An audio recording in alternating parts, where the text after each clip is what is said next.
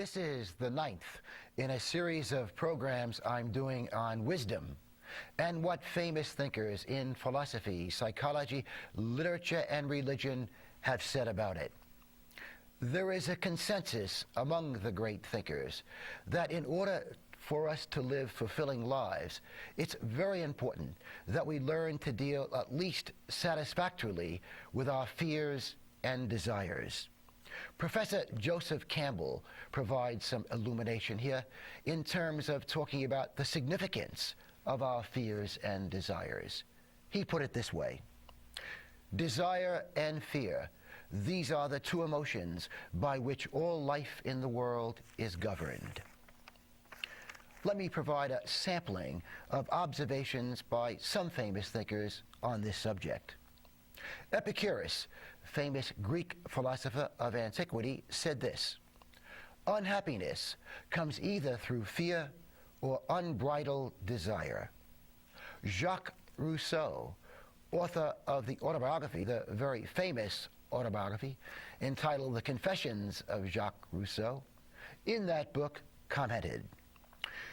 He talked about a particular stage of his life when he was very disturbed, and he said this: that is why my soul was always disturbed. I was devoured alternatively by desires and fears. And Thoreau put it this way: nothing is so much to be feared as fear. And Epicurus again: it is better to be free of fear lying on a cheap mattress than to be full of fear lying on a golden couch. And what are we afraid of? Well, I think it's fair to say that most of us are afraid of life's insecurities, sickness, accidents, money problems. We're afraid of failure, of death, of not achieving our desires. Many of us are afraid of what other people think of us. We fear rejection. We fear loss of status.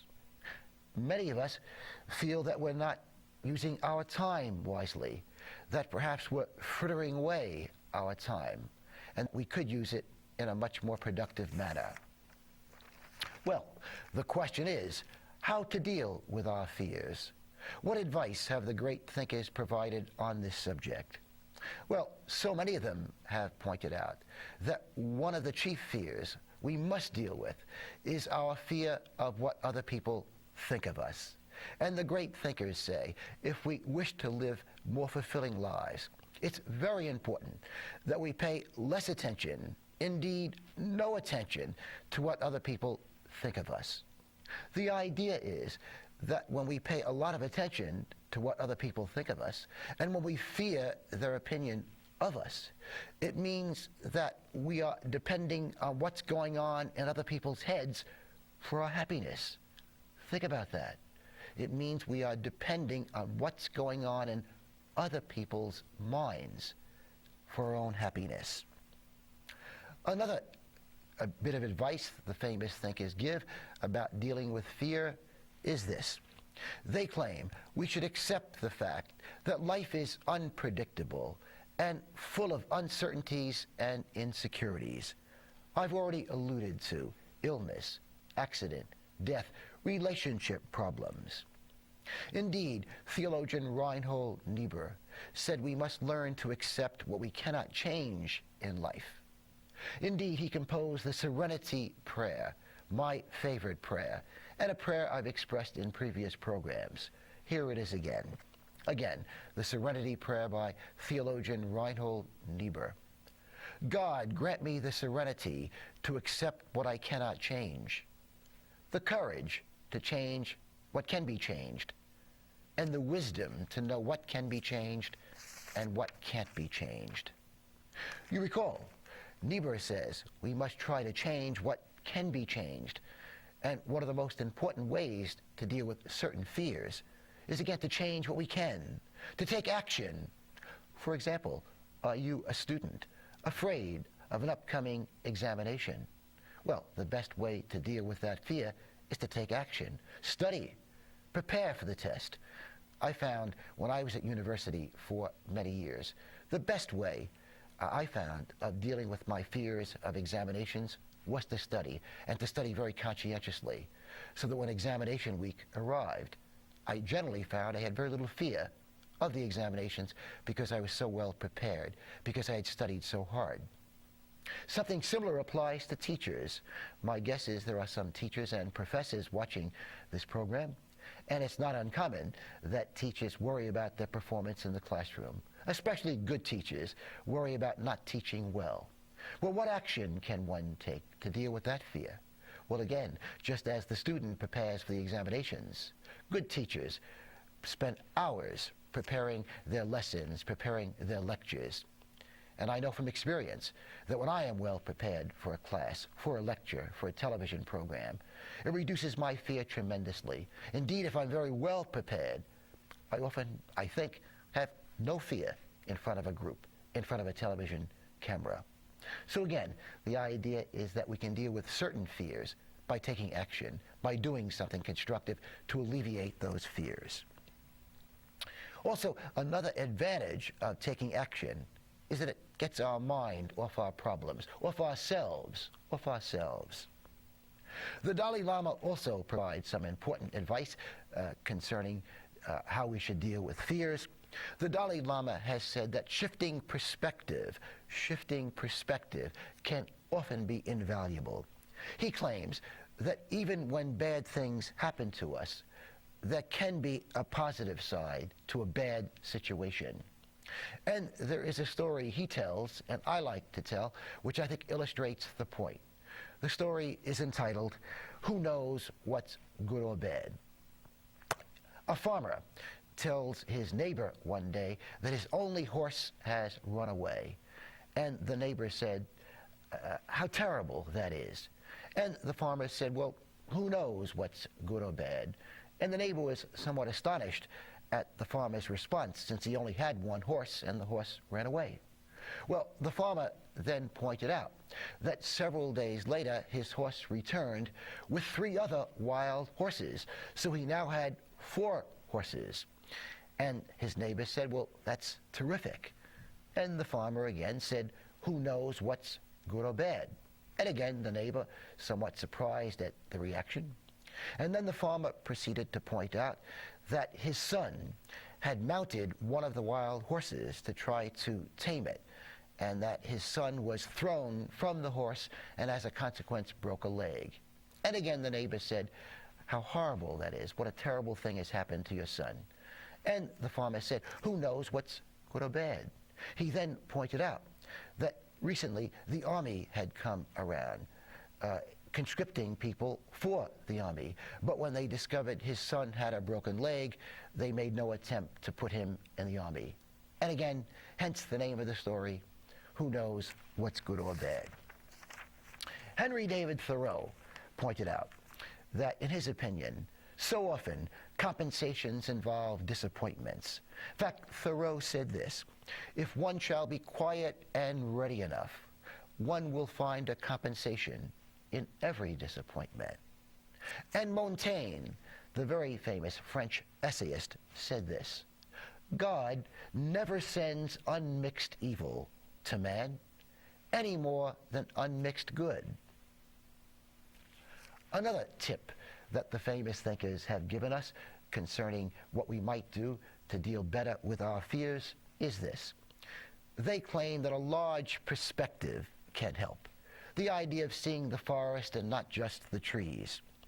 And so many of the famous thinkers, especially the religious thinkers and philosophers, have said that thinking about death and impermanence can be very worthwhile, can be a very positive thing in life. The idea is we should remind ourselves that whether we worry or not, we're going to die. The Buddha put it this way, everything arises and passes away. When you see this, you are above sorrow. This is the shining way. Again, everything arises and passes away. When you see this, you rise above sorrow. This is the shining way. Many religious thinkers and some other non-religious thinkers have said that belief in a higher power can also help us to deal with our fears. Of course, there are many ways to be a spiritual person. Many people find participating in an organized religion to be very beneficial, and they find that helps them deal with their fears. But I must tell you, I know many very spiritual, loving, decent people who do not participate in any organized religion, who nevertheless do believe in a higher power and find that this belief in a higher power helps them to deal with their fears. Finally, this bit of advice about dealing with our fears from the philosopher Bertrand Russell. Russell, in his very famous book entitled The Conquest of Happiness, has said that effort and resignation are indispensable in dealing with fears. The idea is we should give it our best shot and then resign ourselves to whatever happens. This applies to our careers, our marriages, and raising children. Again, effort and resignation. I've spent the last few minutes talking about fears and the idea that if we're going to live more satisfactory lives, it's incumbent upon us to learn better how to deal with our fears. I now wish to focus on desires. You recall that I mentioned that so many of the great thinkers have said that fears and desires play such an important role in our lives that if we don't deal with them well, we will suffer the consequences. Allow me a sampling from some of the famous thinkers on this subject of desires. I mentioned earlier that Rousseau, the famous French intellectual, said that at a certain stage of his life, his soul was very troubled. And the explanation he gave was this: I was devoured alternatively by fears and desires. Socrates, on this subject, said this: what a dreadful, savage, lawless brood of desires is in everyone, even in some of us who are thought to be decent people. Again, what a dreadful, savage, lawless brood of desires is in everyone.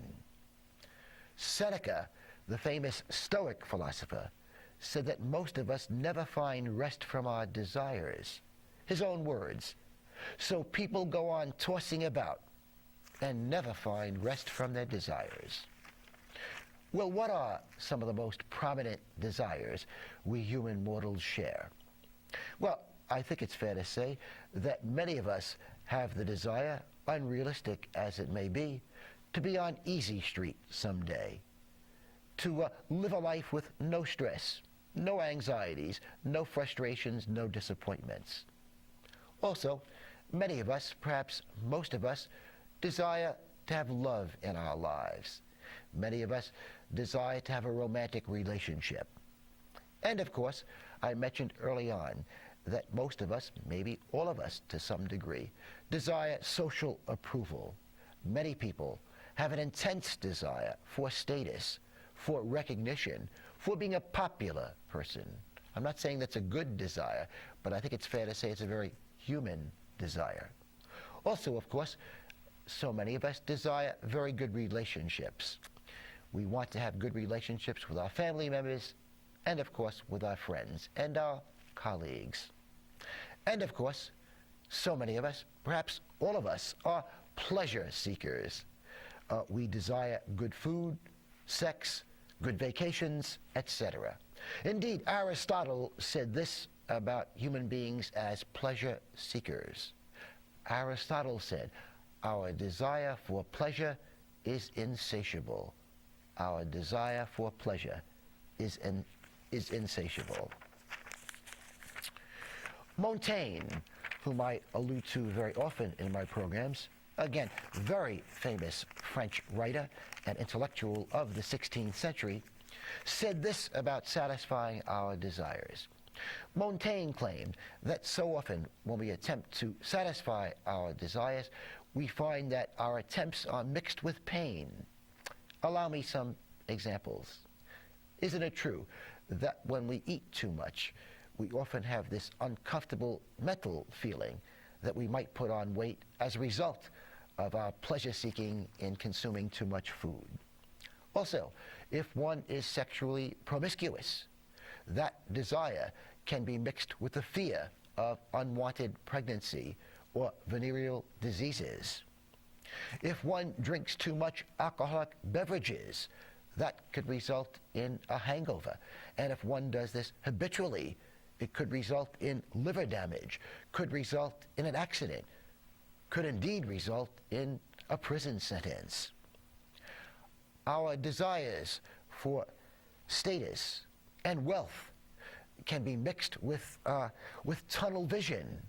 How often, when people desire status and wealth, they cease to see clearly that they do things that indeed could harm their health, that people seeking status and wealth may work very long hours at a job they detest, and as a result, they may suffer fatigue, their health may suffer, and indeed, they may go so far in their questing for status and wealth that it may do damage to their souls, in the sense that they may tend to do immoral things in their questing for status and money. So again, Montaigne's basic point, that so often satisfying our desires can be mixed with pain. Well, what is the proper attitude, the wise attitude towards dealing with desires? Well, so many of the great thinkers have said that first, we should recognize that our desires can cause us suffering. And secondly, we should realize that so many of our desires are insatiable, that we really cannot fully satisfy them. Among the thinkers who have expressed these ideas are the following: Buddha, Jesus, Socrates, Aristotle, Hinduism, indeed all the major religions. Socrates said, we can be in bondage to pleasures. We can be in bondage to pleasures. How many people are food addicts, sex addicts, drug addicts, money addicts, smoking addicts, gambling addicts, and again are in bondage to those things? Seneca talked about the ideal limit on desires. And he said this, and I'm quoting Seneca: the ideal limit with things you desire is not the amount you wish to take, but the amount you ought to take. Aristotle talked about moderation. Aristotle said we may desire more food than is good for us. We may desire more sex than is good for us. We may even desire more leisure time than is good for us. Aristotle went on to point out that we so often may desire what's not good for us. And so often we may not desire what is good for us. Again, Aristotle points out that so often we may not desire what indeed is good for us. Freud, on the subject of sexual desires, sounds a little bit like Aristotle. Recall, Aristotle emphasized moderation in trying to satisfy our desires. Freud pointed out that when it comes to sexual desire, it's very important that we all engage in sublimation. And what did Freud mean by sublimation? Well, he meant that we should channel some of our sexual energy into other areas of our lives, our careers, our family life, for example. Freud, as liberal as he was, did not believe that we should expend all our sexual energy having sex. He believed it was very important to divert some of that very important energy into other aspects of daily living. It's also important when dealing with desires to realize that some of our desires are based on unrealistic expectations. For example, our desires for expensive possessions. How many people desire a very expensive car? And how many people indeed do drive an expensive car? And again, might we not have unrealistic expectations about how happy it will make us? After all, when one is driving an expensive car, does this mean one will be completely free of worry and anxiety? Isn't it possible to drive a $70,000 car and be annoyed and uncomfortable about the fact that one is going to a job one hates to make the money to afford the $70,000 car. Or perhaps one's marriage is in trouble, and therefore you're driving this very expensive car, but deriving no happiness from it, because you're thinking about the fact your marriage is on the rocks. Buddha commented on this. The Buddha claimed that it is our thoughts, more than our possessions, which determines the nature of our thinking. The Buddha said, we are what we think. With our thoughts, we make the world.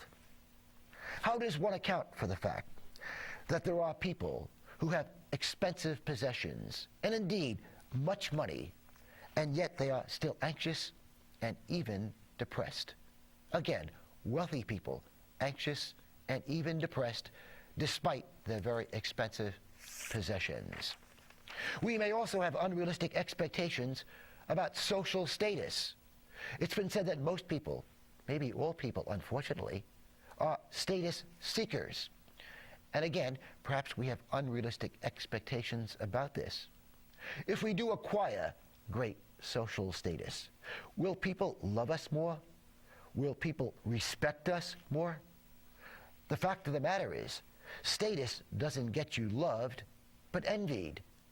Spinoza and so many of the famous thinkers have said that human beings, unfortunately, are naturally envious creatures, and that someone has more than someone else, whether it be money, status, etc., there is the tendency on the part of a large number of human beings not to respect that person more.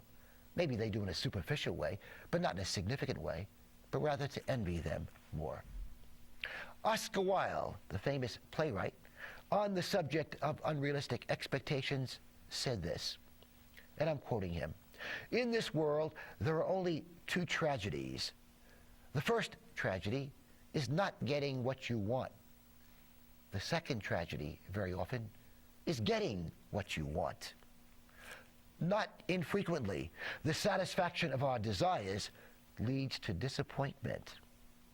How many people have married the person of their dreams, only to find out that the marriage ends in a nightmare? Tolstoy put it this way. Tolstoy said, our happiness is often not dependent on the realization of our desires.